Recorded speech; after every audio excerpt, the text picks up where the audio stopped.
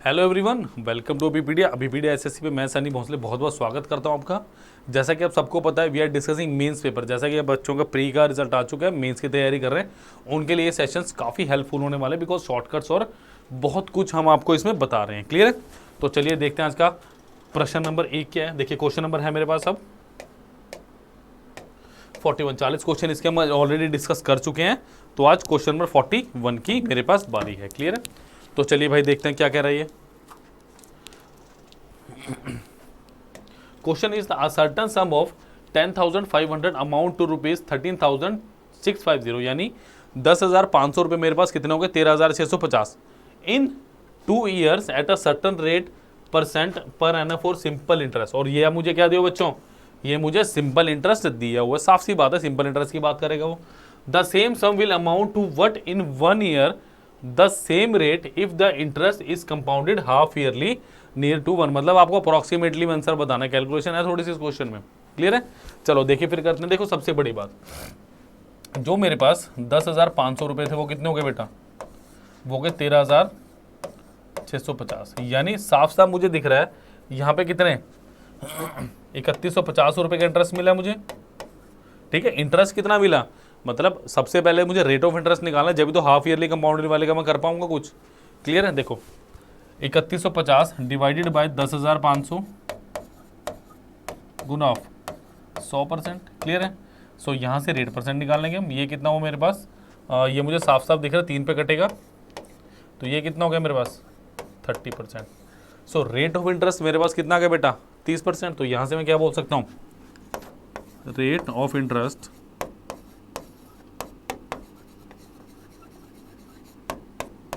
Is equal to 30%। कितने साल के लिए मिला है मुझे? हाँ जी, ये कितने साल के लिए मिला मुझे? यानी अगर मैं 2 ईयर की बात करूं, मेरे लिए रेट ऑफ इंटरेस्ट कितना है? 30%। तो 1 ईयर के लिए कितना होगा ये? 30 divided by 2 is equal to how much? 15%। Clear है? ये कितना होगा बेटा? 15%। तो अब मुझे क्वेश्चन में क्या दिया है? द क्वेश्चन इज सेइंग अब इसी रेट को क्या करना है? अब द सेम सम, अब सम तो मेरे पास कितना है? 10,500 दिया हुआ है। Same sum will amount to what in 1 year at the same rate. अब रेट ऑफ इंटरेस्ट मुझे पता चल चुका है, सेम है। क्लियर है? If the interest is compounded half yearly. अब देखो जरा, मैं थोड़ा सा इसको मिटा देता हूँ, ये होपफुली आपने नोट कर ही लिया होगा। ठीक है, अब देखो रेट ऑफ इंटरेस्ट मेरे पास कितना आया था? मेरे पास जो प्रिंसिपल था वो मेरे पास था 10,500। ठीक है, और रेट ऑफ इंटरेस्ट 2 साल का 30%, तो 1 साल का कितना आता है? 15%। बट ये क्या कह रहा है? Half yearly. हाफ ईयरली का मतलब है कि रेट ऑफ इंटरेस्ट मेरा आधा हो जाएगा, यानी 15/2। ये कितना हुआ? 7.5%। अब देखो जरा मैं क्या करने वाला हूँ। अब 7.5 का मतलब 75 डिवाइडेड बाई 10 इंटू ऑफ 1/100, कुछ ऐसा ही करेंगे। 25 चौके 100 और 25 या 75, ये कितना हो गया? 3/40। क्या है? क्लियर है? अब ध्यान से देखो, क्या ये चीज़ सबको क्लियर है? हाँ जी क्लियर है। बस अब आपने क्या करना है, फॉर्मूला लगा दो। सो 10500 इंटू ऑफ 1 + 3/100 रेस्ट पावर कितना होगा ये? सॉरी 3/40। रेट ऑफ इंटरेस्ट कितना मेरा? 3/40। क्लियर है? एक मिनट, मैंने कुछ डेटा गलत हो नहीं, let me check one second. बिल्कुल। सो 3/40 और इसका स्क्वायर, तो ये कितना हो गया? 10500 इंटू 43/40 गुना 43/40। क्लियर है? तो जब इसको आप देखेंगे तो ये आपके अप्रोक्सीमेटली कितना आएगा आफ्टर कैलकुलेशन? 12,134। क्लियर है? तो ये बहुत इजी क्वेश्चन था जो मैंने अभी भी किया है। चलिए नेक्स्ट क्वेश्चन पे बढ़ते हैं बच्चों। ठीक है, चलिए ये बहुत अच्छा क्वेश्चन है, इसको काफ़ी डेप्थ में बताया जाता है, बिकॉज बहुत सारी कैलकुलेशन इसमें मुझे करनी पड़ेगी। क्लियर है? चलो, a boat can go 5 kilometre upstream and 7 1/2 kilometre downstream in 45 minutes. It can also go 5 kilometre downstream and 2.5 kilometre upstream in 25 minutes. How much time in minutes will it take to go 6 kilometre upstream. बहुत अच्छा question है। इसका मतलब मुझे क्या चाहिए होगा? Speed of upstream. देखो देखिए ज़रा, देखो मुझे ये बात पता है, मुझे दोनों में टाइम दिए। अगर मैं बात करूं time of upstream plus time of downstream, ये मेरे पास कितना है? टोटल टाइम होते हैं। ठीक है, ये मेरे पास कितना है भाई, time of upstream, distance of upstream upon speed of upstream plus distance of downstream upon speed of downstream is equal to time. क्या मैं इसको ये बोल सकता हूँ? बस इसी चीज़ का यार मुझे यूज़ करना है इसमें, सिंपल सी बात, मुझे इसी चीज़ का इसमें यूज़ करना है। होपफुली ये चीज़ आपको सब कुछ क्लियर होगी।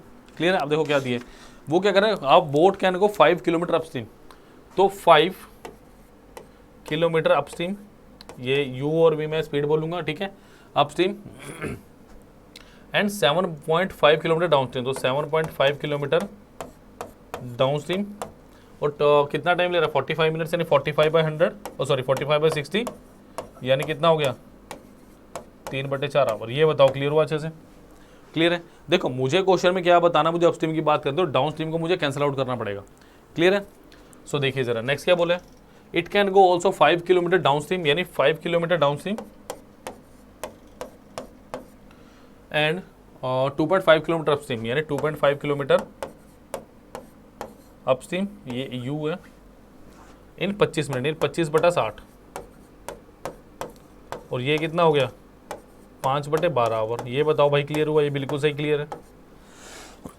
अब देखो जरा, मुझे चाहिए क्या, मुझे अपस्ट्रीम चाहिए, तो मुझे डाउनस्ट्रीम कैंसिल आउट करना पड़ेगा। इस 75 को मैं कैसे लिख सकता हूँ, देखो इसका अगर मैं पॉइंट हटा दूँ, नीचे लिखूंगा 10, तो ये कितना हो गया 15/2, ठीक है। अब इस 15/2 को मुझे 5 बनाना है, मैं कैसे बनाऊंगा, ये 7.5 भी लिखा रहने दोगे तो कोई दिक्कत नहीं है, इसको 7.5 भी रहने दोगे तो कोई दिक्कत नहीं है, ठीक है। अब इसको मैं क्या करूँगा बताऊँ मुझे ज़रा, इसको मैं किससे मल्टीप्लाई करूँगा, ये आप ही ने बताना, ये हर चीज़ मैं ही बताता रहूँगा तो कैसे काम चलेगा। हाँ जी, नीचे वाले को मैं किससे मल्टीप्लाई करूँगा, क्या 1.5 से करूँगा, यानी अगर देखो मैं इसको 3/2 से मल्टीप्लाई करूँ, ठीक है, मुझे ये खत्म करना है सबसे बड़ी बात, ठीक है, क्योंकि अगर मैं 7.5 को लिखता भी हूँ, देखो ये काट भी देता हूँ, तो उसकी कितना आएगा 15/2, तो इसको अगर 15/2 बनाना तो ऐसे ही करूँगा ना, 3/2 से मल्टीप्लाई करूँगा मैं, ठीक है। तो ये कितना आ गया मेरे पास 7.5/2, 7.5 upon 2u plus of 15/2d, ठीक है, इज इक्वल टू, ये कितना है मेरे पास 3/2 इंटू 5/12, तो ये कितना होगा 3 चौके 12, तो ये कितना होगा 5/8। अब देखो जरा, मैं दोबारा नहीं लिखूंगा, इस और इस इक्वेशन की बात करूंगा, देखो क्या क्या कैंसिल आउट हो रहा है, ये टर्म्स आपस में कैंसिल आउट हो गई हैं, ठीक है। मेरे पास क्या बचा, इसको भी 5, इसको भी क्या लिख लो 5/u माइनस 7.5, यानी 75/20u, यही कुछ आया डिनोमिनेटर में, ये मेरे पास। हाँ जी क्लियर है? तो ये कितना हो गया 15/4 u,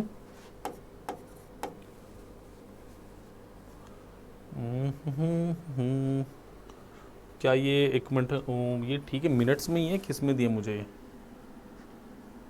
चलो इसको ऐसे ही अगर मैं रहने दूं तो क्या बात बनेगी मेरे पास, मैं कैलकुलेशन इजी करने की सोच रहा हूँ, तो चलो अगर लगेगा तो इसको लिख लेंगे, फिलहाल इसको मैं ऐसे लिख लेता हूँ, इसको मैं ऐसे लिख लेता हूँ क्योंकि माइनस करना है मुझे, फिर देखते हैं कि 7.5, नहीं ठीक है किससे कैलकुलेशन ठीक रहेगी, 7.5 upon 2u is equal to 5/8 minus 3/4, clear है, 5/8 माइनस 4 दूनी 8 अपॉन माइनस 3/4। अब मुझे जल्दी से आंसर बताओ कितना इसका, 5/8 माइनस 3/4, कितना आंसर आएगा, क्या ये माइनस में आ रहा है मेरे पास, हाँ जी, कि अगर इसको देखो 10, ये राइट वाला मेरे पास माइनस में क्यों बन रहा है, एक बार चेक करने दो मुझे ज़रा, 5/8 माइनस 3/4, इसमें से इसको माइनस करेंगे तो 3/4 माइनस 5/8, एक मिनट, यहाँ पे तो मैंने उल्टा लिख दिया, तो ये उल्टा आएगा, इसीलिए यहाँ पे ऐसा आ रहा है, तो ये कितना आएगा, अगर इसको ऐसे लिखे तो ऐसे लिख दो, 3/4 माइनस 5/8, आई थिंक अब ठीक हो जाएगा, क्योंकि यहाँ पे मैंने उल्टा लिख दिया, तो ये कितना हो गया भाई 10 minus 7.5 upon 2u is equal to, ये कितना आएगा 1/12, अगर मैं इसको सॉरी इसका एलसीएम ले लो जरा, 8 आ गया, एलसीएम 8 आ गया, तो ये कितना आ गया 6 माइनस 5, तो 1/8 आ गया, क्लियर है, तो ये कितना आ गया 1/8, तो ये कितना आ गया अपने पास 2.5, into 8 is equal to 2u। Clear है? तो u यहाँ से कितना आ गया, 10 किलोमीटर पर आवर स्पीड आ गई। अब बस आंसर आ गया। फिर तो मुझे पता चल चुका आंसर क्या है। देखो जरा ध्यान से देखिए, होपफुली आपने नोट कर ही लिया होगा। अच्छा सा क्वेश्चन था ये। देखो अगर अब मैं यहाँ पे सिंपल से एक बात करूँ, ध्यान से सुनेगा मेरी बात, काफ़ी कैलकुलेशन थी इसमें, ठीक है। अगर मैं इसकी बात करूँ, अगर मैं बात करूँ 60 मिनट में कितना जा रहा है, ये जा रहा है भाई 10 किलोमीटर, मुझे कितना जाना है 6 किलोमीटर, तो इंटू 6/10 कर दूँ इसे मैं, तो इसको भी क्या कर दो आप, इंटू 6/10, तो ये कितना आ गया 36 minute. Option number B is the right answer. तो ये काफ़ी कैलकुलेटिव क्वेश्चन था, मुझे भी एक दो बार लगा कि कहीं कोई माइनर मिस्टेक ना हो जाए, इसलिए मैंने एक दो बार स्टेटमेंट भी चेक किए हैं। तो चलिए बेटा नेक्स्ट क्वेश्चन पे चलते हैं। चलिए, if the 5 digit number 235xy is divisible by 3, 7 and 11, then what is the value of 3x - 4y। करिए फटाफट। और ऑप्शंस हैं 10, 8, 9, 5। देखो तीन को छोड़ो, अगर मैं बात करूं, मेरे पास 3, 7 और 11 है। इसका मतलब जो नंबर 77 से डिविजिबल होगा तो उसका क्या होना चाहिए, मतलब 5xy। अच्छा, इसका मतलब मेरी बात सुनो, मतलब 77 की डिविजिबल ढूंढते हैं पहले, फिर देखते हैं। -23 करके कुछ आना चाहिए, ठीक है। देखते हैं भाई कितना आना चाहिए। तो 77 इंटू 6 करो आप, 7 6 42, 420 प्लस 42, तो 264, तो 464 आ गया। बट मेरी वैल्यू में तो कितना है, मेरी वैल्यू के अकॉर्डिंगली मेरे पास कितना है, मेरी वैल्यू के अकॉर्डिंगली मेरे पास है अपना कितना है, 1 मिनट, मेरी वैल्यू के अकॉर्डिंग मेरे पास है, चलिए मेरे पास है 5 की सीरीज में, तो ये कितना होगा 77 इंटू 7 यानी 490 प्लस 49, 9, 3 और 4 यानी 539 है। इसका मतलब इसको माइनस करके कितना आना चाहिए 539, बट ऐसा तो मेरे पास कब आएगा, तो नंबर क्या होगा मेरे पास 539 प्लस 23, तो ये कितना आ गया 5,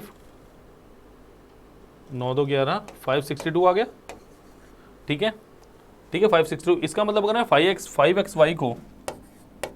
5xy को कंपेयर करूं 562 से, तो यहाँ पे x इजिकल टू 6 आ गया और y कितना आ गया मेरे पास 2 आ चुका है। तो अगर बेटा ये आ चुका है तो 3x - 4y का मतलब क्या, 3 इंटू 6 माइनस 4 इंटू 2, ये कितना हो गया 18 - 8 कितना होता है मेरे पास 10 होता है। इसको छोड़ के क्या आंसर आ सकता है, क्लियर है? तो ऑप्शन ए मेरा बिल्कुल सही आंसर है, क्लियर है। चलो फटाफट इसको नोट करेंगे, नेक्स्ट क्वेश्चन पे चल रहा हूँ मैं जल्दी से। चलिए बच्चों नेक्स्ट क्वेश्चन पे चल रहे हैं, क्वेश्चन नंबर 44 की तरफ बढ़ेंगे हम। चलिए क्वेश्चन नंबर फोन कीजिए, क्वेश्चन 44 है आपका, time and work and wages से रिलेटेड एक क्वेश्चन है, करो फटाफट इसको। चलिए देखिए जरा मुझे क्या दिया है।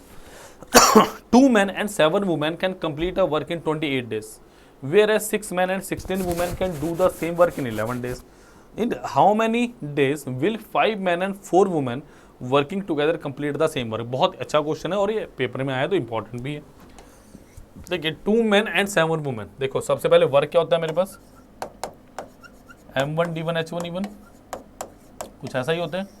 सो सबसे पहले वर्क निकालते हैं। वर्क कितना दिया बेटा मुझे 2 men प्लस 7 women can do complete a piece of work in 28 days, clear है। तो ये कितने में कर रहे हैं 28 में कर रहे हैं। Whereas 6 men and 16 women, 6 men प्लस 16 वुमेन, इसको भी छोटा टाइम में लिखिए।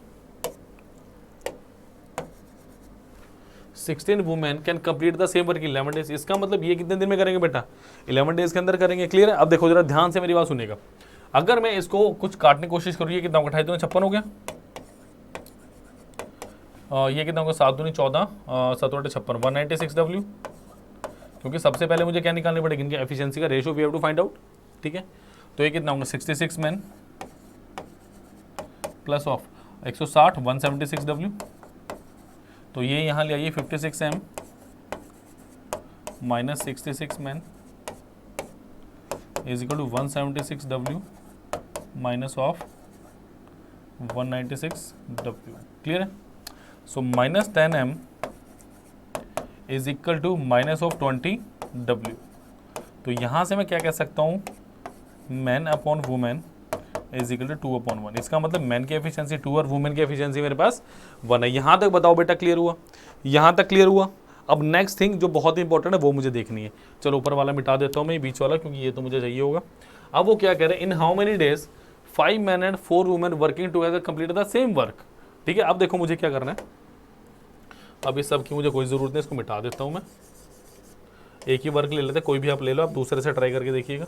ठीक है, और हो जाएगा कंफर्म है, क्यों? बिकॉज आप अभी पीडीएफ पे कर रहे हैं और यहाँ पे बहुत स्टैंडर्ड तरीके से पढ़ाया जाता है भाई। क्लियर है? अब देखो जरा, मैन वुमेन की एफिशिएंसी मुझे पता चल चुकी है। अब मुझे वो क्या कह रहा है, ये वर्क है मेरे पास, ये वर्क किसने करना है? ये वर्क मेरे पास करना है 5 men एंड 4 वुमेन है इन नंबर ऑफ डेज। ये बताओ बेटा, क्लियर हुआ? सिंपल सिंपल सिनेरियो यही बोल रहा है जो मुझे क्वेश्चन में करना है। क्लियर है? सो यहाँ पे एफिशिएंसी की वैल्यू पुट करना शुरू करो। 2 × 2 प्लस 7 × 1 इंटू ऑफ 28। क्लियर है? Is equal to 5 × 2 plus 4 × 1 into number of days. ये बात क्लियर हुई? तो ये कितना हो गया, 4 7 11 इंटू 28 इज इक्वल टू 5 दूनी 10 और आपका 14, तो 14 डी। तो ये काट दीजिए ज़रा, तो डी नंबर ऑफ डेज कितने आ गए मेरे पास, 22 दैट वाज वेरी इंटरेस्टिंग और इजी क्वेश्चन था ये। क्लियर है? तो ऑप्शन नंबर डी मेरा बिल्कुल ठीक है इसका। क्लियर है? तो चलो नेक्स्ट क्वेश्चन में बढ़ रहा हूँ बेटा मैं, कोई यहाँ तक कोई दिक्कत नहीं होनी चाहिए। चलिए the denominator of fraction is 4 more than its numerator, twice the numerator. When the numerator is increased by 3, the denominator is decreased by 3, the fraction becomes 2/3. What is the difference between the denominator and numerator of the original fraction? Please बताइए answer कितने, try करो, शाबाश, please try this question, try करो, try कर सकते हैं इसको आप। देखिए सबसे पहले मुझे एक रिलेशनशिप बोला गया क्वेश्चन में, वो क्या है, the denominator of a fraction is 4 more than twice the numerator. ठीक है, ये चीज़ मुझे साफ साफ बोली गई है। अब इसका क्या करना है, देखो मैंने माना कि मेरा ए और बी कोई न्यूमिनेटर डिनोमिनेटर था। क्लियर है? बट इसमें कुछ रिलेशनशिप है। मुझे क्या बोल रहा है, the denominator of fraction is 4 more than twice the numerator. अगर न्यूमिनेटर को मैंने ए मान लिया तो ये कितना होगा, ट्वाइस द न्यूमिनेटर, यानी 2a + 4। ये बताओ बेटा, ये चीज़ क्लियर हुई कि उसने साफ साफ बोला है कि अगर कोई न्यूमिनेटर है मेरे पास a, तो डिनोमिनेटर मेरे पास क्या होगा, उसका ट्वाइस करके उसमें 4 जोड़ दो। क्लियर है? उसमें ट्वाइस करके उसमें 4 जोड़ दो। अब देखो जरा, 4 जोड़ दिया तो क्या आ रहा है next, when the numerator is increase by 3, numerator होता है ऊपर वाला अंश और डिनोमिनेटर होता है नीचे वाला हर। इसमें आपने क्या किया है, increase by 3 and denominator is decrease by 3, यानी ये क्या कर दिया आपने, -3 कर दिया। तो मेरे पास क्या हो गया, फ्रैक्शन बिकम्स 2/3। फ्रैक्शन कितनी हो गई मेरे पास, 2/3। तो अब मेरे पास क्या बना, देखो a + 3/2a + 1 is equal to 2/3। तो भाई क्रॉस मल्टीप्लाई कर दो, 3a + 9 is equal to 4a + 2। तो ये मेरे पास कितना है, 3a - 4a is equal to 2 - 9 which is equal to -7। So -a is equal to -7। So a कितना आ गया यहाँ से मेरा, 7। Is that clear? तो a की वैल्यू कितनी आई मेरी, यहाँ से साफ साफ 7 आ चुकी है। अब देखो मुझे क्वेश्चन में क्या कह रहा है, what is the difference between the denominator and numerator. अब डिनोमिनेटर कितना है बेटा मेरा, डिनोमिनेटर कितना था मेरा, देखो मेरे पास वैल्यू जो थी ना वो थी a/2a + 4। क्लियर है? तो न्यूमिनेटर कितना था मेरा, 7, और डिनोमिनेटर कितना था मेरा, 2 × 7 + 4। तो ये कितना होगा, 7/7 दूनी 14 4 18। तो इनका डिफरेंस मुझे साफ साफ दिख रहा है, 18 - 7 वो कितना मेरे पास, ऑप्शन नंबर डी 11। क्लियर है? तो ऑप्शन नंबर डी मेरा बिल्कुल सही आंसर है। क्लियर है? चलो नेक्स्ट क्वेश्चन पे बढ़ रहे हैं बेटा, चलो नेक्स्ट क्वेश्चन पे चलते हैं। ओह सॉरी, चलिए भाई, ये है अभी तक आज के लेक्चर का सबसे ज़्यादा इंपॉर्टेंट क्वेश्चन, बहुत डेप्थ में जाके बताऊंगा इसे मैं। देखिए, the monthly salaries of A and B are same. भाई वो कह रहे हैं ए और बी की जो मेरे पास सैलरीज है वो बिल्कुल सेम है। A and B and C donate 10%, 8%, 9% respectively. कि अगर मैं ए और बी की बात करूं, ए ने 10% डोनेट किया, बी ने किया 8% और सी ने कितना किया 9% रिस्पेक्टिवली। क्लियर है? Of their monthly salaries to a charitable trust, the difference between the donation of A and B is 400। तो ए और बी की डोनेशन में कितने का फर्क है भाई? 400 का। The total donation by A and B is 900, more than that of C. What is the monthly salary of C? Excellent question है, प्लीज ट्राई करें इस क्वेश्चन को, प्लीज ट्राई करिए इस क्वेश्चन को जरा।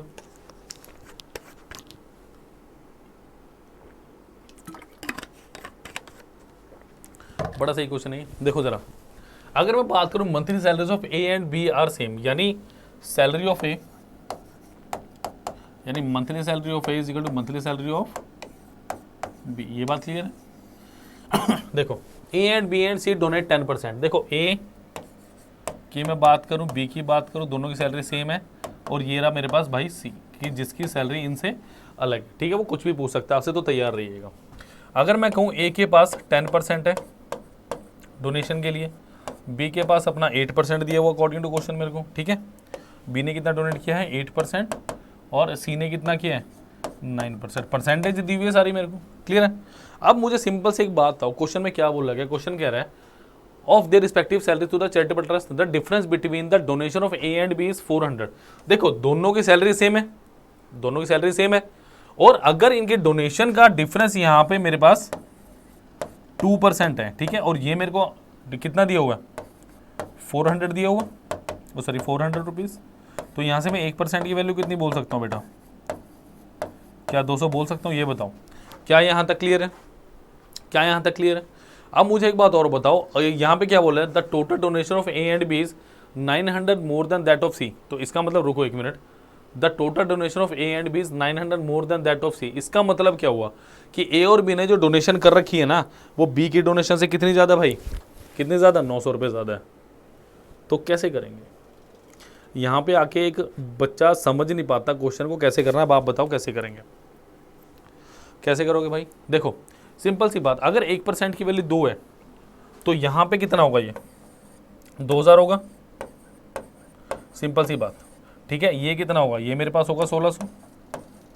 इसका मतलब इन दोनों की जो मेरे पास अपना डोनेशन है वो कितनी होगी? इन दोनों की डोनेशन कितनी होगी मेरे पास? 16 प्लस 2000 36 होगी। इसका मतलब उसने क्वेश्चन में साफ साफ बोला the total donation of A and B is 900 more than that of C is the donation. इसका मतलब सी की डोनेशन डेफिनेटली इनसे 900 रुपए कम होगी, तो कितनी होगी? 27 होगी। ये बात समझने वाली थी इस क्वेश्चन में, जो बच्चे समझ नहीं पाते। क्लियर है कि ए और बी की टोटल डोनेशन निकाल लो, उसके बाद क्या करो, बी की और सॉरी सी की ए बी से कंपेयर करनी है। तो यहाँ पे कितने डोनेशन? 2700, और यानी 9% इसने डोनेट किया। 9% की वैल्यू कितना की बेटा? 2700। सो यहाँ पे 1% की वैल्यू कितनी आ गई मेरी? 300। तो 100% की वैल्यू कितनी आ गई यहाँ पे? 30,000। क्लियर है? तो ऑप्शन नंबर क्या आ गया मेरा? बी। तो यही चीज समझनी थी कि भैया ये 2000 और 1600 भी मुझे टैकल करने पड़ेंगे। क्लियर है? चलिए फटाफट नोट कीजिए, नेक्स्ट क्वेश्चन बढ़ रहे हैं।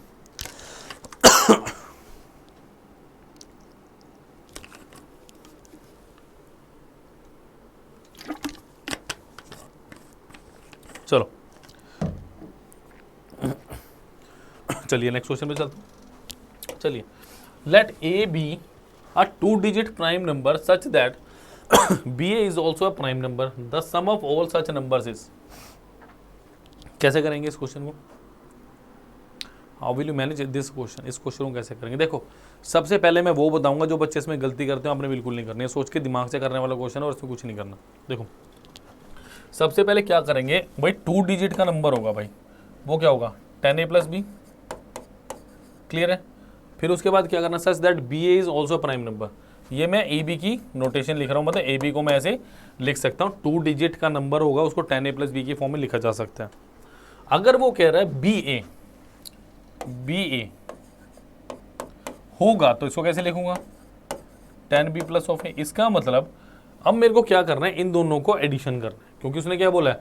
Late A B A is not is equal to B 2 digit number, 2 digit prime number, sorry prime number है, such that B A is, ये बी ए लिखे शायद दिख नहीं रहा, ये बी ए लिखे, ये बी ए लिखे, B A is also prime number. A B अगर प्राइम है तो बी ए भी प्राइम होगा, यानी जैसे क्या हो गया आपका, बताता हूँ थोड़ी देर में, वेट करो, ठीक है। इसका मतलब देखो सबसे पहली गलती क्या होगी, आप इसको जोड़ दोगे 10a प्लस बी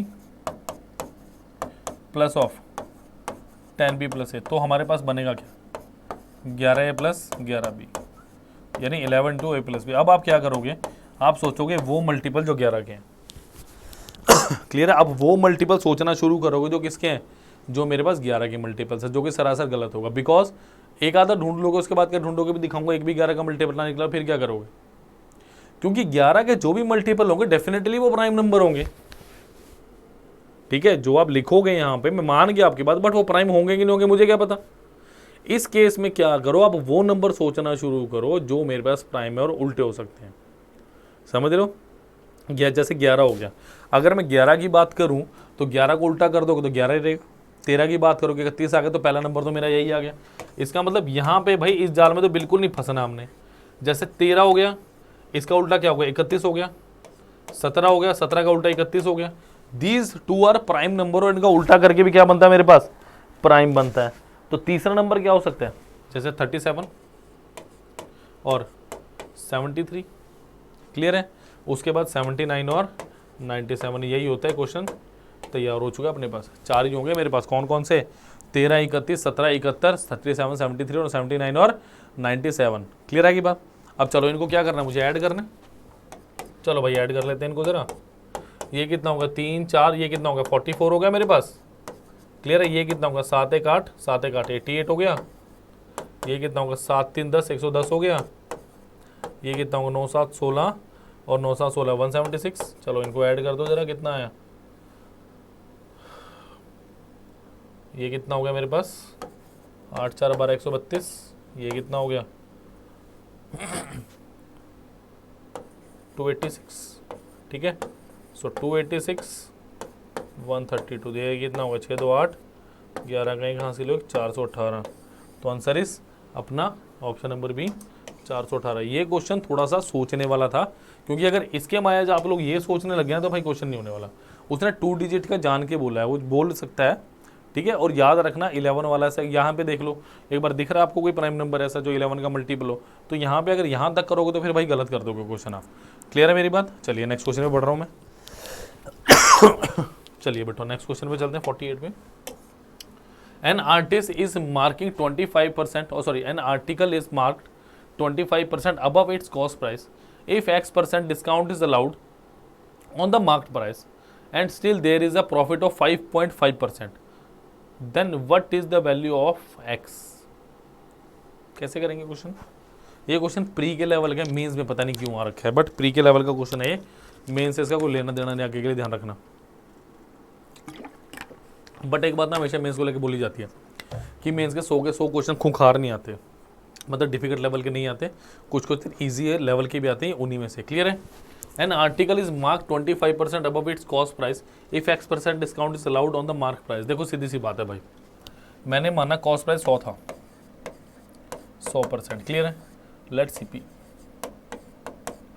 फिर वो क्या कह रहे हैं, if X% discount is allowed on the mark price. देखो ये 25% अबव का मतलब क्या है, ये मेरा MRP होगा, 20% अबव कॉस्ट प्राइस, यानी ये कितना आ गया मेरे पास 125%। देखो MRP पे डिस्काउंट के बाद सेलिंग प्राइस बनता है, बात याद रखना। क्लियर है कि MRP पे जब भी आप डिस्काउंट करोगे it will give me selling price. इसका मतलब यहाँ पे मैं क्या करूँगा, डिस्काउंट दूंगा। याद रखना बेटा, यहाँ पे गलती होती है, छूट में हमेशा किस पे देता हूँ, मेरे अंकित मूल्य पे, जिसको क्या बोलते हैं इंग्लिश में, mark price. Is that clear. तो यहाँ पे डिस्काउंट कितना आपका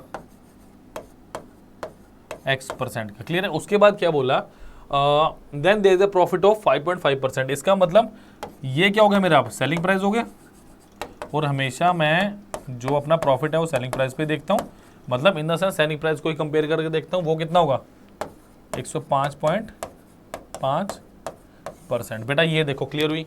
ये बड़ा सिंपल सा सिनेरियो था जो मैंने बड़ा डेप्थ में बताया कि जब भी आप कि जब सबसे पहले कॉस्ट प्राइस देखिए, उसके बाद मैंने जाना मार्क प्राइस पे, बिकॉज मुझे सेलिंग प्राइस ये, बिना सेलिंग प्राइस के मैं प्रॉफिट एनालाइज नहीं कर सकता हूँ मैं। क्लियर है। देखिए इसका मतलब अब देखो मैं यहाँ से अगर यहाँ पे आया तो मुझे कितने % का हो गया, 5.5% का हो गया, इसका मतलब डिस्काउंट के बाद ये। अब मैं सीधी से सिर्फ एक सिंपल सा सिनेरियो ये है मेरे पास कि कोई चीज़ भाई 125 की थी, मैंने कितने की बेच दी, 105.5% की, यानी मैंने कितने % की छूट दी होगी, 19.5% की। यानी मैं क्या कह सकता हूँ कि 19.5% की छूट मिली कितने पे, 125 पे गुना ऑफ 100%। अब जल्दी से इसको काटिए और मुझे आंसर बताइए। जल्दी से कैंसिल आउट कीजिए और बेटा मुझे आंसर बताओ जल्दी से कितना आ रहा है, जल्दी से। 16.6, 15.4, 13.6 और 15.6 ये मेरे पास 4 मेरे ऑप्शन हैं। चलिए करते हैं फिर इसको। देखो थोड़ा सा जगह बना लेते हैं भाई, थोड़ा इसको काटने पीटने के लिए।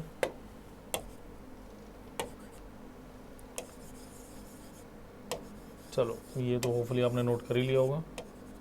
चलिए बेटा देखो, अब अगर इसको काटूं मैं, देखो ये पॉइंट हटाओ और यहाँ 10 लगा दूं, क्लियर है। तो 25 पंजा 125, 25 चौका 100, क्लियर है। 5 दूनी 10 और ये कितना हो गया आपका 39 होएगा, क्लियर है। ये कितना हो गया आपके पास 39 × 4 डिवाइडेड बाय 10, तो 39 × 4 कितना हो गया आपके पास आएगा, ये 3 चौके 12, 15.6 यानी 156/10। तो ये मेरे पास कितना आ गया, ऑप्शन नंबर डी 15.6। तो कटिंग आराम से हो रही है क्वेश्चन में, कोई इससे ज़्यादा हड़बड़ाने वाली बात नहीं है। चलिए नेक्स्ट क्वेश्चन पे चलते हैं बेटा।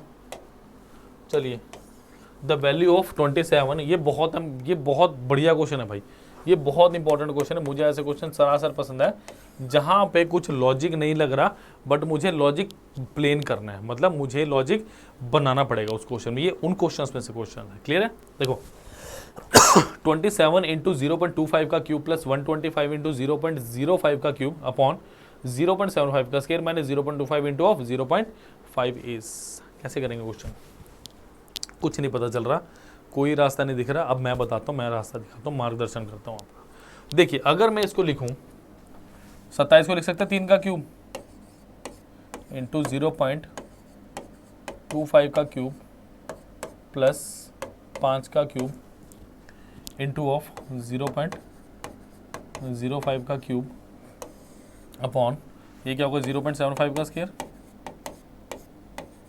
अगर मैं इसको लिखूं 0.75 माइनस 0.5 इंटू 0.5 चलेगा। अब मैंने क्यों लिखा है ये आपको मैं अगले सेट में बताऊंगा, सॉरी अगले स्टेप में बताऊंगा कि मैंने क्यों लिखा है।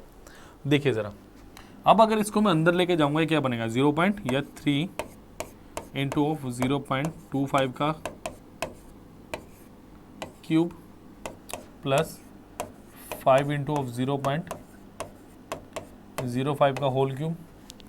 डिनोमीटर में देखो मेरे पास क्या बना 0.7 का स्क्वायर माइनस 0.75 इंटू ऑफ 0.5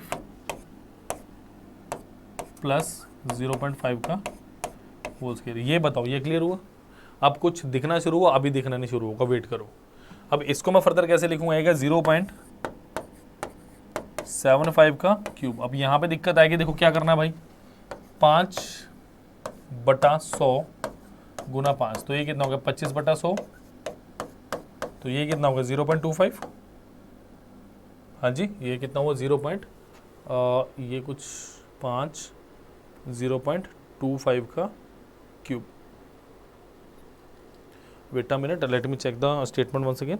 0.25 ये नहीं मेरे पास, एक मिनट 0.25 एक मिनट यहाँ पे थोड़ी सी यहाँ पे ठीक करना पड़ेगा इसको।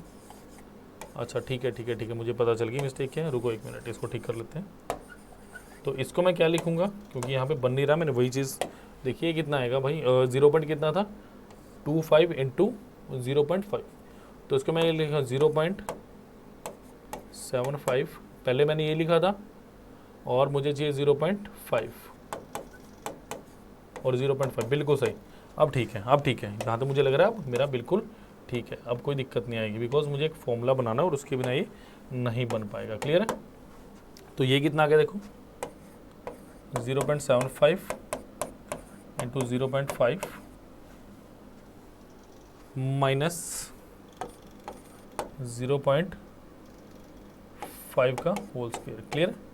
तो ये स्टेटमेंट मैं फिर एक बार देखना चाहूँगा क्योंकि मुझे लग रहा है शायद यहाँ पे कुछ मिस हो सकता है। तो ये है 0.75 माइनस 0.25, नहीं 0.25 करना पड़ेगा इसको मेरे को। यहाँ पे इसके बिना बात नहीं बनेगी भाई, ठीक है। मेरे को 0.5 इसको टैकल करना पड़ेगा, इसको साइड में लिखना पड़ेगा, यानी 0.75 माइनस 0.25 इंटू 0.25। लेट में चेक इट अप, ठीक है, बिल्कुल सही है क्योंकि यहाँ पे 0.25 बन रहा है, मुझे 0.5 नहीं बनाना। तो देखो ये कितना बनेगा, अब बिल्कुल सही हो चुका है। तो 0.75 इंटू 0.25 प्लस ऑफ 0.25 का होल स्क्वायर, बिल्कुल अब सही बन चुका है मेरे पास। देखो अब अगर मैं बात करूं, देखो ऊपर वाली टर्म को लेके जाऊं, प्लस 0.25 का क्यूब अपॉन डिनोमिनेटर में क्या बना है मेरे पास, ए स्क्वायर माइनस 0.75 बी, यानी A into of B square plus 0.25 का स्क्वायर। अब देखो जरा, मेरे पास A cube plus B cube क्या होता है, वो होता है मेरे पास A plus B into of A square minus A B plus of B square. तो ऊपर में क्या लिख सकता हूँ बेटा, यहाँ पे ऊपर में क्या लिख सकता हूँ, ऊपर में लिख सकता हूँ 0.75 प्लस 0.25 इंटू ऑफ 0.75 का स्क्वायर माइनस 0.75 इंटू 0.25 प्लस 0.25 का होल स्क्वायर, और डिवाइडेड बाई मेरे पास यहाँ भी यही बचा है, 0.75 का स्क्वायर माइनस 0.75 इंटू 0.25 प्लस 0.25 का होल स्क्वायर। तो देखो बेटा ये कट गया सारा, ये सारा मेरे पास कट चुका है। क्लियर है? तो मेरे पास क्या बचा, 0.75 plus 0.25 which is equal to 1। तो ऑप्शन नंबर क्या आ गया मेरा, ए बिल्कुल सही है। तो बहुत देखो कितना ज़्यादा कैलकुलेटिव था ना, तो ऐसे क्वेश्चंस को सोचना पड़ेगा, आपको सोचना चाहिए आपको। क्लियर है? तो चलिए नेक्स्ट क्वेश्चन की तरफ बढ़ते हैं। आज का हमारी क्लास का अंतिम प्रश्न, प्रश्न नंबर 50। चलिए करिए question number 50। Sine theta plus cos theta minus 1 upon sine theta minus cos theta plus 1 upon में और इंटू में क्या है, under root of 1 plus sine theta upon 1 minus sine theta. कैसे करेंगे बेटा इस क्वेश्चन को, प्लीज़ करिए ज़रा इस क्वेश्चन को। How will you do this question. देखो सबसे पहली बात, ऐसे क्वेश्चंस को सॉल्व करने से पहले आप थीटा की नॉलेज करें। आप डायरेक्टली ये पुट करके देखो कि इसमें हम क्या पुट कर सकते हैं, क्या इसमें थीटा को वैल्यू पुट हो सकती है। थीटा अगर आप देखो, डिनोमिनेटर में 0 नहीं बनना चाहिए, सबसे बड़ी बात। देखो थीटा अगर मैंने 90 पुट किया यहाँ पे, साइन 0 0 साइन 91, तो यहाँ पे क्या बन गया, 1 plus sine 90 degree upon 1 minus sine 90 degree. तो 1 माइनस 1 0, तो 1 अपॉन 0 is equal to something upon 0 is equal to infinity. तो बस आपने ये ध्यान रखना, कहीं पे भी मेरे पास नॉट डिफाइंड नहीं बनना चाहिए। बात ही खत्म होगी, कहीं पे भी मेरे पास नॉट डिफाइंड नहीं बनना चाहिए। बस ये बात आपने एक ध्यान रखनी है, इसके सिवा कुछ भी नहीं करना आपने। Is that clear? इसके सिवा आपने कुछ भी नहीं करना है। चलिए फिर देखते हैं।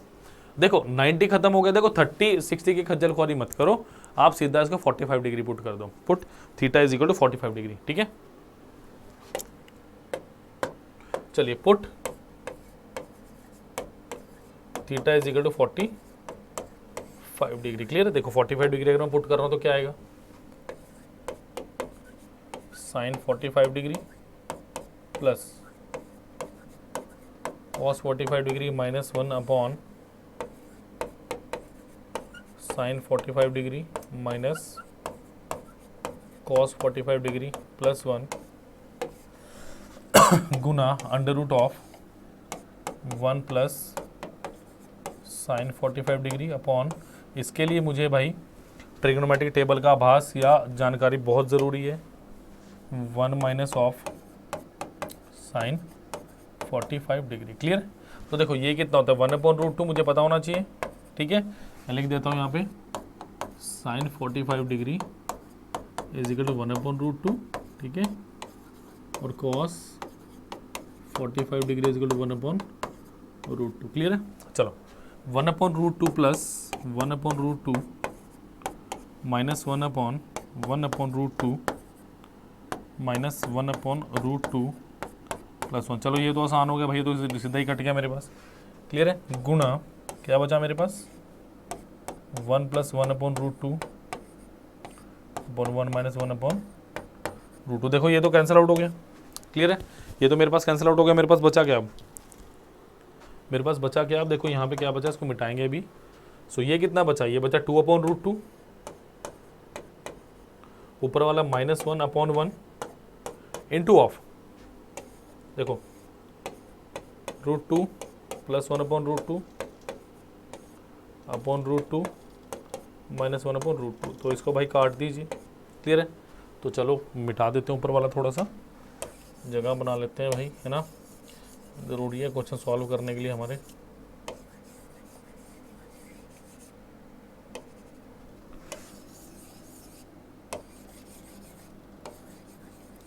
चलो बेटा क्या बचा मेरे पास 2/√2 माइनस 1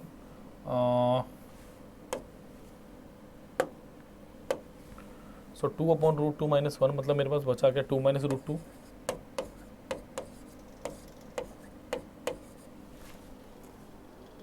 या इसको एक काम और करो आप, इसको आप ऐसे कर लो, इसको छोड़िए, इसको आप ऐसे लिख लो। इसको मैं कैसे लिख सकता हूँ, देखो इसको मैं लिख सकता हूँ √2 इंटू √2/√2 माइनस 1। तो ये कैंसिल आउट हो गया, कितना बचा मेरे पास √2 माइनस 1, क्लियर है। अब देखो यहाँ पे मेरे पास क्या बचा हुआ है √2 प्लस 1/√2 माइनस 1, क्लियर है। ये बड़ी सिंपल सी इक्वेशन है जो मेरे पास अब बच गई। अब मुझे कुछ नहीं करना भाई, अब मुझे रैशनलाइजेशन करनी है किसकी, इसकी। अब रैशनलाइजेशन होती है कि आपको अच्छे से पता है कि ये क्या कर दो √2 प्लस 1/√2 प्लस 1। तो ये मेरे पास क्या बचा बेटा √2 minus 1 into of under √2 plus 1 का होल स्क्वायर अपॉन √2। ये क्या बन गया मेरे पास, देखो मैं लिख देता हूँ formula a + b into of a minus b is equal to a² minus of b²। Is a clear, a² minus of b²। तो ये कितना बच गया मेरे पास, तो ये बच गया मेरे पास। चलो भैया आप भी मिट जाइए क्योंकि आपका हो चुका है अब कार्यकलाप खत्म। देखिए बेटा मेरे पास बचा √2 माइनस 1 इंटू ऑफ √2 प्लस 1 इसका होल स्क्वायर अपॉन 2 माइनस 1। देखो ये नीचे 1 बन गया और ये कैंसिल आउट हो गया। तो मेरे पास कितना बचा √2 माइनस 1 और √2 सॉरी ये वाला रूट कटेगा, ये वाला रूट नहीं कटेगा। चलिए रूट कट चुका है √2 प्लस 1। तो ये भी क्या बच गया minus b plus b। So √2 का स्क्वायर माइनस 1 का square is 2 minus 1 is equal to 1। तो option number D is the right answer. तो ये थे बेटा धमाकेदार 10 क्वेश्चंस और एक से एक बढ़ के क्वेश्चन है ये। प्लीज़ वीडियो को लाइक कीजिए, शेयर कीजिए, कमेंट कीजिए और प्लीज़ वीडियो की सराहना कीजिए बेटा, बहुत ज़रूरी है। देखते रहिए, शेयर करते रहिए। चलिए थैंक यू, आज के लिए इतना ही, मिलते हैं हम नेक्स्ट क्लास में।